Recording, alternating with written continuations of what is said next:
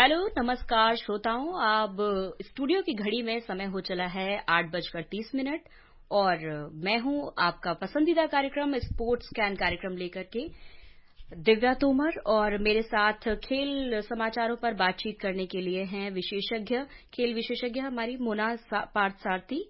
मोना, आपका स्टूडियो में बहुत बहुत स्वागत है। धन्यवाद। सभी श्रोताओं को नमस्कार। और उससे पहले जानते हैं आज के मुख्य समाचार।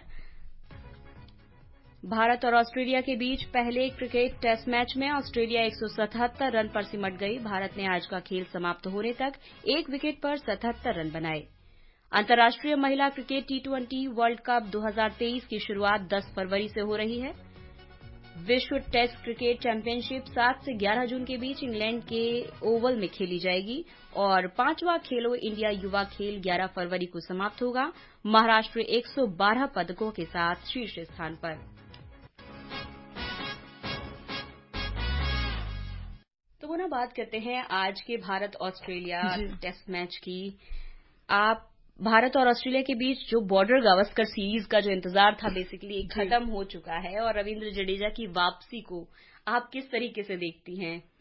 बिल्कुल, क्रिकेट के मैदान की अगर हम टेस्ट क्रिकेट में प्रतिद्वंदिताओं की बात करें तो शायद मुझे लगता है एशेज के अलावा कोई जो श्रृंखला है जिस पर सभी की नजर होती है वो है भारत और ऑस्ट्रेलिया के बीच। और ऑस्ट्रेलिया बहुत अरसे से जीत नहीं सका है और एक जिसको कहते हैं फाइनल फ्रंटियर, जो आखिरी मोर्चा है, वो भारत में जीतना उनका हमेशा से रहता है। और इस बार भी काफी तैयारी के साथ टीम आई है। उन्होंने अभ्यास मैच नहीं खेला। बेंगलुरु के पास एक स्पिन फ्रेंडली पिच पर उन्होंने आपस में अभ्यास किया। और रविचंद्रन अश्विन को लेकर लगातार एक खौफ उनके जहन में बना हुआ था, लेकिन अश्विन तो नहीं, आज रविंद्र जडेजा उनके लिए बहुत खतरनाक साबित हुए। और बिल्कुल खुश नहीं होगा ऑस्ट्रेलिया। खेमा जिस तरीके का प्रदर्शन रहा है, 177 रन पर पहले ही दिन टीम आउट हो गई, जबकि पिच आज उतना टर्न भी नहीं ले रही थी। अगर दूसरे तीसरे दिन जब पिच टर्न लेने लगेगी और दूसरी पारी में ये अश्विन और जडेजा को खेलेंगे तब इनकी स्थिति क्या होगी? जी, तो पूरी खबर पर हमारे सहयोगी निखिल की रिपोर्ट आइए सुनते हैं। भारत और ऑस्ट्रेलिया के बीच बॉर्डर गावस्कर सीरीज का इंतजार खत्म हो चुका है। बृहस्पतिवार को ऑस्ट्रेलिया की टीम ने नागपुर टेस्ट में टॉस जीतकर पहले बल्लेबाजी करने का फैसला किया। टीम इंडिया की फिरकी गेंदबाजी के आगे ऑस्ट्रेलियाई टीम बेदम नजर आई और पहली पारी में महज 177 रन के स्कोर पर ढेर हो गई। रविंद्र जडेजा ने 5 जबकि आर अश्विन ने 3 विकेट अपने नाम किए। मोहम्मद सिराज ने अपने पहले ही ओवर में उस्मान ख्वाजा को आउट किया और इसके बाद मोहम्मद शमी ने डेविड वार्नर का अहम विकेट चटकाया। 1 रन के स्कोर पर शमी ने वार्नर को क्लीन बोल्ड किया। ऑस्ट्रेलिया के खिलाफ कप्तान रोहित शर्मा ने महज 8वें ओवर में ही स्पिनर गेंदबाजों को बुला लिया। लंच के बाद 49 रन के स्कोर पर लाबुशैन को जडेजा की गेंद पर केएस भरत ने स्टंप किया। इसके बाद उन्होंने मैच रैनशॉ को एलबीडब्ल्यू कर 0 पर वापस भेज दिया। जडेजा ने सबसे अहम विकेट स्टीव स्मिथ का लिया। स्टीव 37 रन बनाकर क्लीन बोल्ड हुए। रविंद्र जडेजा ने 47 रन देकर 5 विकेट अपने नाम किए। आर अश्विन ने ऑस्ट्रेलिया के खिलाफ एक बार फिर धमाकेदार प्रदर्शन कर दिखाया। पहली पारी में उन्होंने 3 अहम विकेट चटकाए और कंगारू टीम के सम्मानजनक स्कोर तक पहुंचने की उम्मीदों पर पानी फेर दिया। निखिल कुमार, स्पोर्ट्स कैन। मोना, क्या लगता है कि राहुल द्रविड़ की पिच स्ट्रेटेजी जो है वो यहाँ पर इस टेस्ट मैच में कहीं ना कहीं कामयाब होती नजर आ रही है? क्योंकि जिस तरीके से लेफ्ट हैंड बल्लेबाज जो हैं ज्यादा हैं ऑस्ट्रेलिया की टीम 11 में, तो क्या इसको अभी जो शुरुआत हुई है उसको आप कैसे देखती हैं कि कितना ठीक रहा ये स्ट्रेटेजी पिच के लिए? देखिए, भारतीय टीम की स्ट्रेटेजी से पहले हम बात करें अगर ऑस्ट्रेलियन टीम की क्या स्ट्रेटेजी थी।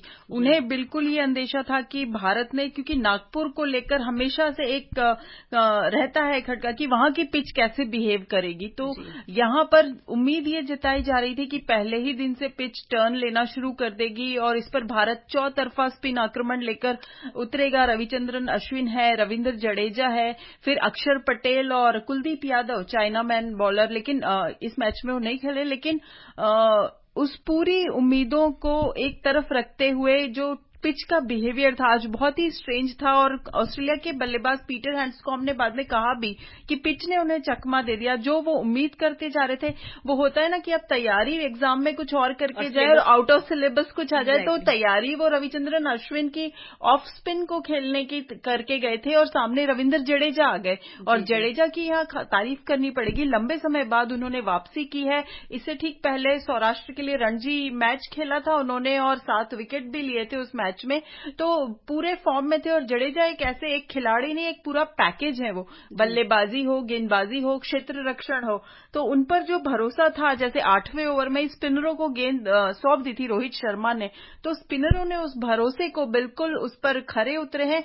लेकिन यहाँ थोड़ी सी ऑस्ट्रेलियाई बल्लेबाजों की भी गलती थी कि 2 या 3 बैट्समैन जो है वो बहुत अच्छी गेंद पर आउट हुए, लेकिन बाकी बल्लेबाज अपनी गलती से अपने विकेट गंवाते चले गए। और आज ऑस्ट्रेलिया में गेंदबाजी आक्रमण जो है वो इतना उसका मजबूत नहीं है, क्योंकि मिचेल स्टार्क नहीं खेल रहे हैं, स्कॉट बोलैंड उनकी जगह खेलेंगे, प्लस मिशेल स्वेप्सन की जगह उन्होंने टॉड मर्फी को उतारा है। बहुत कम उम्र के और बहुत ही युवा स्पिनर हैं, उन्होंने एक विकेट भी लिया आज केएल राहुल के रूप में, तो उन पर भी वहां नजरें होंगी कि उनको किस तरीके से इस पिच से मदद मिलती है। पहले दिन तो देखिए स्पिनरों के लिए कुछ था नहीं, रविंद्र जडेजा ने भी पहले दिन का खेल खत्म होने के बाद ये कहा कि स्पिन से बिल्कुल उनको मदद नहीं मिल रही थी, लेकिन उन्होंने क्रीज का इस्तेमाल किया। उनकी चतुराई देखिए, उन्होंने क्रीज का इस्तेमाल किया, अलग अलग कोण इस्तेमाल किए और गेंदबाजी की, और बल्लेबाजों को क्रीज से बाहर निकलकर खेलने के लिए मजबूर किया, और उसी क्रम में उन्हें विकेट मिलते चले गए। तो इससे अब जैसे इसमें टेस्ट क्रिकेट में बहुत अच्छे फॉर्म में रविंद्र जडेजा और पूरी टीम दिखाई दे रही है, तो अब इससे कहीं ना कहीं विश्व टेस्ट क्रिकेट चैंपियनशिप के लिए हमारा जो रास्ता है वो साफ होता जा रहा है और एक बहुत अच्छी उम्मीद और अच्छा भविष्य हमें देखने को मिल रहा है सामने। देखिए, विश्व टेस्ट चैंपियनशिप जो जून में होने वाली है, जिसमें पहले 2 स्थान पर यही 2 टीमें हैं, ऑस्ट्रेलिया और भारत, और दोनों के जहन में कहीं न कहीं ये जरूर होगा, क्योंकि बहुत ज्यादा अंतर नहीं है जो पहली, दूसरी, तीसरी, चौथी टीम है, क्योंकि अभी भी 6 टीमों के लिए बिल्कुल खुला हुआ है और भारत को यहाँ पर कम से कम 2 मैचों के अंतर से ये श्रृंखला जीतनी होगी।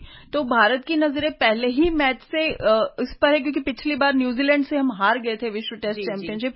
और रोहित शर्मा की अगर हम बात करें तो किसी न किसी कारण से, कभी फिटनेस, कभी इंजरी, कभी कोरोना संक्रमण, वो बड़ी टीमों के खिलाफ कप्तान बनने के बाद से टेस्ट श्रृंखलाएं खेल ही नहीं सके। तो उनका भी ये पहला, जिसको कहते हैं अग्नि परीक्षा, पहला असल टेस्ट है, और यहाँ पर वनडे में वो अपने बल्लेबाजी का और अपनी कप्तानी का लोहा मनवा चुके हैं, आईपीएल में मनवा चुके हैं, लेकिन एक लिगेसी जो होती है कप्तान की, वो टेस्ट क्रिकेट से होती है। तो इस श्रृंखला को जीतकर विश्व टेस्ट चैंपियनशिप फाइनल में जगह बनाकर वो अपनी एक लेगेसी जरूर यहां बनाना चाहेंगे। जी मोना, बिल्कुल। विश्व टेस्ट क्रिकेट चैंपियनशिप जो है वो 7 से 11 जून के बीच इंग्लैंड के ओवल में खेली जाएगी, और आईसीसी ने तारीखों का ऐलान करते हुए बताया कि मैच के लिए एक दिन रिजर्व भी रखा गया है, और ये रिजर्व जो डे है वो 12 जून का होगा। तो ये चैंपियनशिप का दूसरा सीजन है। पहले सीजन में केन विलियमसन की कप्तानी में न्यूजीलैंड की टीम चैंपियन बनी थी, और कीवी टीम ने साउथहैम्पटन में खेले गए फाइनल में भारत को 8 विकेट से हरा दिया था।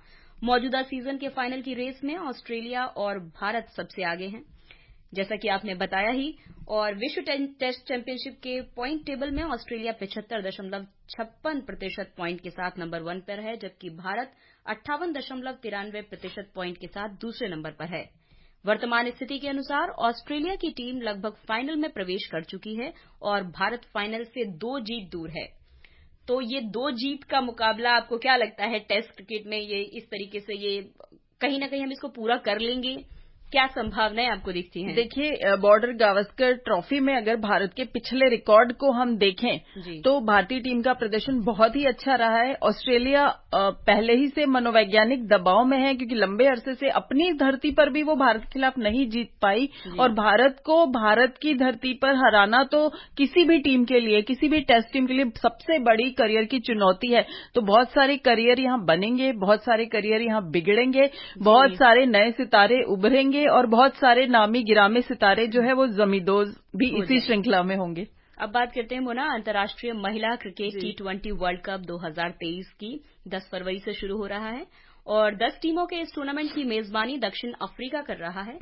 टीमों को 2 ग्रुप में बांटा गया है। ग्रुप ए में ऑस्ट्रेलिया, बांग्लादेश, न्यूजीलैंड, दक्षिण अफ्रीका और श्रीलंका की टीमें हैं। ग्रुप बी में इंग्लैंड, भारत, आयरलैंड, पाकिस्तान और वेस्टइंडीज की महिला टीम को रखा गया है। 10 फरवरी को पहला मैच दक्षिण अफ्रीका और श्रीलंका के बीच खेला जाएगा। तो जैसा कि मोना हम देख रहे हैं आज मतलब अभी का जो सिनेरियो है, पुरुष क्रिकेट से निकल करके कहीं न कहीं महिलाएं भी एक व्यापक फलक पर आ गई हैं। बिल्कुल आ गई हैं। और कहीं न कहीं उनका जो ग्राउंड है, अभी देख रहे थे हम तो उसमें क्या था कि 40,000 का जो ग्राउंड था, 40,000 दर्शकों का, उसको अब 80,000 के ग्राउंड में कन्वर्ट कर दिया गया। यानी कि महिला क्रिकेट तेजी से लोगों के मन में अपनी जगह बना रहा है। आपने भारत में ही देखा होगा, भारत ऑस्ट्रेलिया के बीच जब श्रृंखला हुई थी, पूरा खचाखच भरा हुआ मुंबई में स्टेडियम था। और बिल्कुल ही 2 दशक से मैं देख रही हूं तो जितना बूम अभी आया है महिला क्रिकेट को लेकर, और इसके लिए एक तो बीसीसीआई के अंडर में जब से महिला क्रिकेट आया है, भारत की मैं बात कर रही हूं, तब से समान पारिश्रमिक की जो व्यवस्था हुई है। इसके बाद महिलाओं का आईपीएल शुरू होने वाला है 4 मार्च से। वो मुझे लगता है एक बहुत बड़ा क्रांतिकारी कदम होगा, क्योंकि हमने देखा है ऑस्ट्रेलिया में जैसे महिला बिग बैश लीग ने ऑस्ट्रेलियन टीम का परफॉर्मेंस देखिए, T20 वर्ल्ड कप में 7 में से 5 बार ऑस्ट्रेलिया जीत चुका है। तो इतना जबरदस्त दबदबा है उनके पास, इतना अच्छा पूल है खिलाड़ियों का। तो वही भारत में महिला आईपीएल ये साबित कर सकता है। और भारत को हालांकि 12 फरवरी को पाकिस्तान से पहला मैच खेलना है और 13 फरवरी को आईपीएल के लिए नीलामी है। तो यहाँ मैदान पर पाकिस्तान की चुनौती से ज्यादा फोकस बनाए रखने की भी एक चुनौती होगी, क्योंकि बहुत रोमांच है, बहुत उत्साह है महिला आईपीएल को लेकर। लेकिन यहाँ फोकस T20 विश्व कप पर। और सबसे बड़ी बात यह है कि हमारी अंडर 19 टीम ने शेफाली वर्मा की कप्तानी में अभी कुछ समय पहले इसी दक्षिण अफ्रीका में खिताब जीता है, और वो कर दिखाया है जो सीनियर टीम नहीं कर सकी। तो ये सीनियर टीम के लिए बहुत बड़ी प्रेरणा साबित होगी कि ऑस्ट्रेलिया का दबदबा कैसे तोड़ना है और आईसीसी खिताब कैसे जीतना है। और इसने कहीं न कहीं महिला क्रिकेट को बहुत फॉरवर्ड भी किया है, अगर क्रिकेट की दुनिया में देखें तो। निश्चित तौर पर जब किसी भी खेल की लोकप्रियता के लिए आपको जीतना जरूरी होता है, और जब भारतीय दर्शकों ने पुरुष क्रिकेट टीम को जीतते हुए देखा तो पुरुष क्रिकेट को सराखों पर उठाया। हॉकी में जीत मिली तो हॉकी को, इसी तरह से महिला क्रिकेट में अब जिस तरह से टीम पिछली बार उपविजेता रही थी, फाइनल में हार गई थी, अब वो आखिरी सीढ़ी पार करनी है और फाइनल जीतकर आईसीसी सीनियर स्तर का पहला खिताब अपने नाम करना है। इसके अलावा अब बात करते हैं गोल्फ की। इंडियन ओपन गोल्फ टूर्नामेंट की 4 साल बाद इस महीने वापसी होगी, और जिसमें कई बड़े राष्ट्रीय और अंतर्राष्ट्रीय गोल्फर हिस्सा लेंगे।